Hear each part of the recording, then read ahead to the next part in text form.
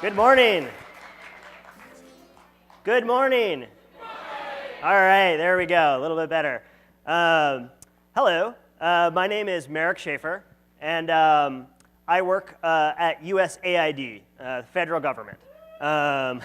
Really? Or I should say, good, yay, thank you. I don't know if let me try this one. Nope. Okay, so I'm going to nod and maybe the slides will move forward. Whoa,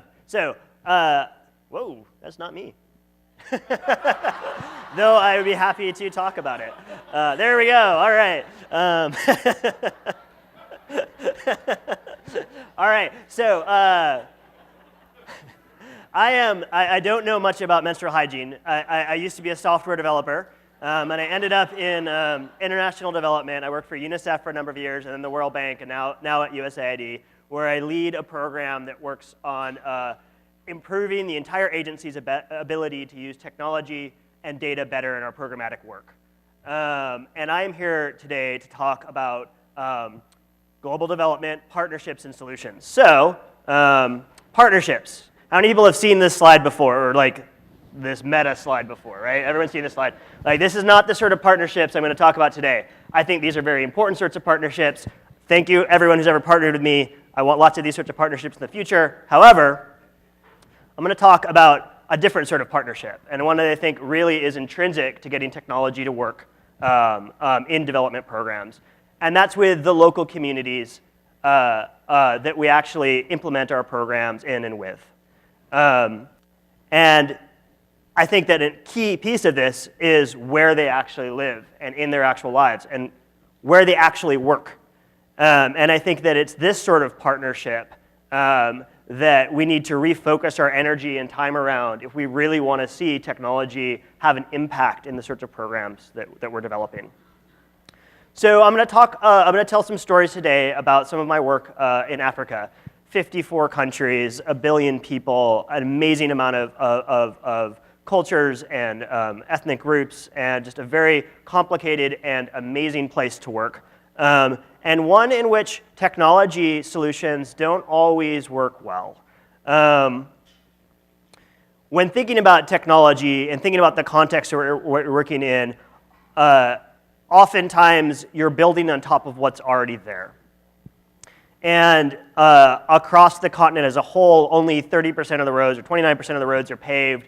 40% of people don't have access to safe water. 75% of people don't have access to household power. What sorts of technology solutions can actually work in this context? Well, you probably already knew the answer to this.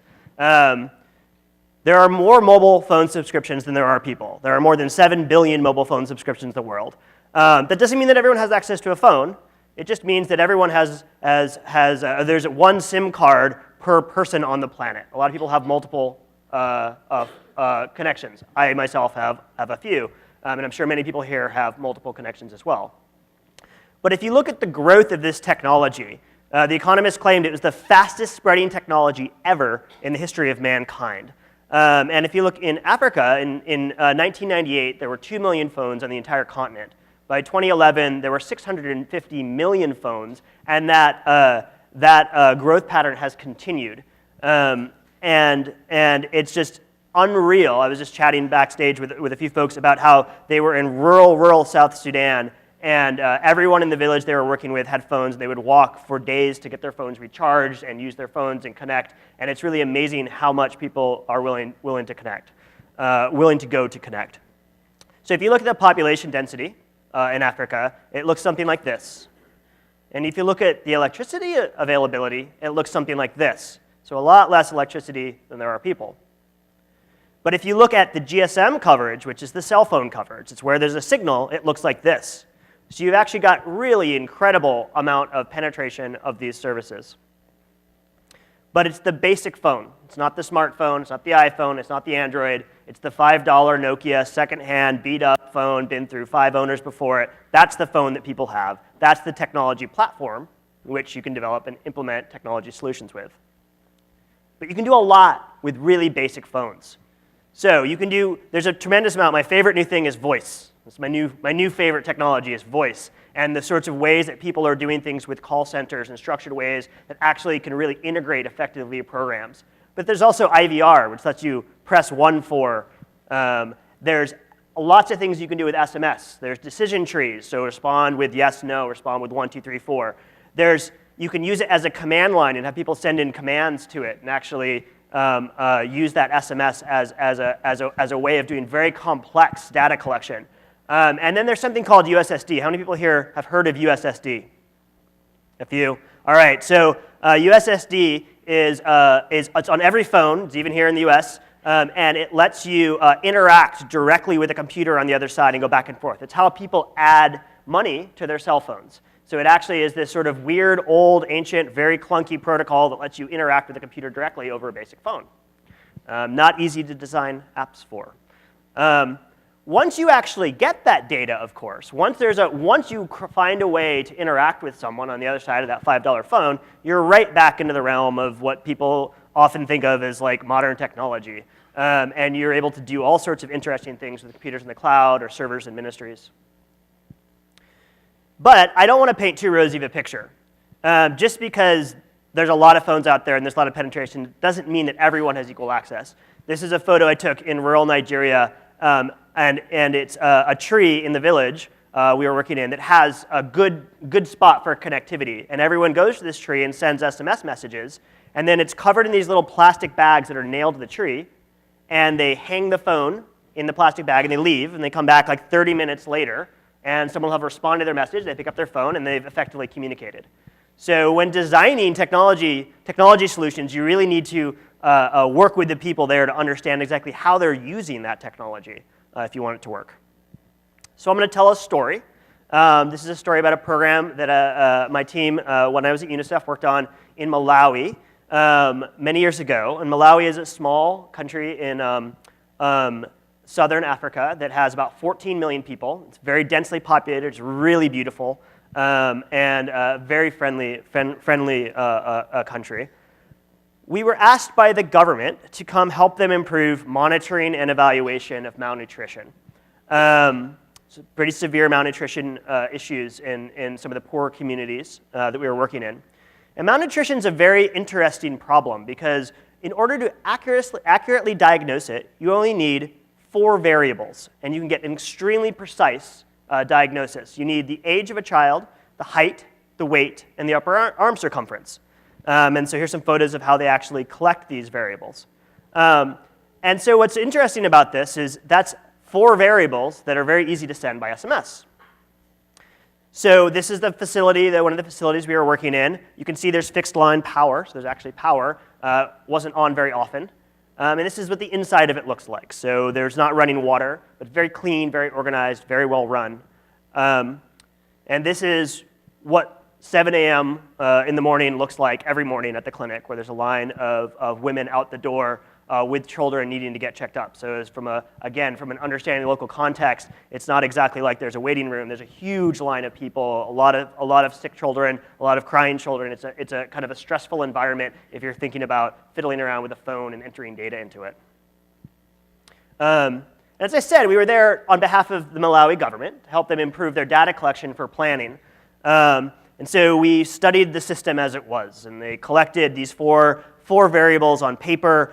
They then went, it says postal, but it wasn't really postal. It was a series of different courier methods, bicycles to motorcycles to vans. And they got the data back at the central ministry. And we were being a bunch of software developers. We're very excited. We want to see your databases. We want to see your schemas. Like, I can't wait to see how you're using this data. And they said, great, it's in this room. Come. And this, of course, is what we found.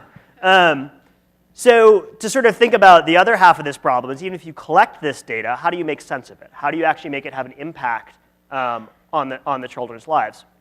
But we went there. We said, okay, all right, we'll start from where you're at, and we'll build a system. So we started with this, and we added one big variable, which was rather than write down those 4 variables on paper, we had them record them into a phone using SMS and send them. And instantly, in almost real time, we would get that data analyzed and graphed, and we would get it on a map. And all of a sudden, the ministry had a live picture of malnutrition from villages across the country. And we started, of course, as a small pilot, and so it was just a few clinics. And the really interesting thing is once we could crunch those numbers, we could catch cases of mild malnutrition, which has no visible signs. So with extreme malnutrition, you see a distended belly, you see sunken eyes. It's very obvious that there's something wrong. But with mild malnutrition, which has long-term developmental impact in terms of learning, stunting, you really can't see it. And of course, the workers that had been trained to collect these variables had a chart, and they could take their finger on the chart, and it was a big chart and very small numbers, and they could find the exact spot and get a really accurate diagnosis, but they never did that. They generally would feel the hair of the child, which is not an accurate method of diagnosing mild malnutrition, and give advice. And so all of a sudden, we could get really, really granular, specific data on this. And then, of course, we're like, hey, this is online. We should be sharing this. We should be sharing this with the other organizations working in the area. We should be comparing this across the regions. We should be looking at it from a global perspective. And all of this was really good. But now I'm circling back to the partnership piece. We designed and developed this program with the folks in the community and with the health workers in the actual facility. So we would build a little bit of it, and we would test it with them. We'd have them try it out, and they would tell us, they'd laugh, and they'd say, this doesn't make any sense, or that's silly, and work back and forth. And we got to know them really, really well. And at the end of it, one of my developers said to me, oh, we should send a thank you message, because these community health workers that are often, here they're paid, in many countries they're not paid, that do this data collection really never get thanks. They have a very important job, and they provide a lot of service to the community, and they never get thanked. Certainly they never get thanked by groups like UNICEF or USAID. And so we sent this thank you message back. And we got all these responses. People were like, thank you so much, sir. No one has ever thanked me. And then you get an error back because the system could consume the responses. So we fixed that. But then we said, wait a second. Just because we're here to improve M&E doesn't mean that we can't send the diagnosis back that we have. We have it on our servers right here. So we built a feedback loop in and actually empowered those frontline workers so that they themselves could get the diagnosis and actually advise the parents, oh, hey, you should mix more peanuts into your food for your child. They're exhibiting signs of mild malnutrition, and empowered them.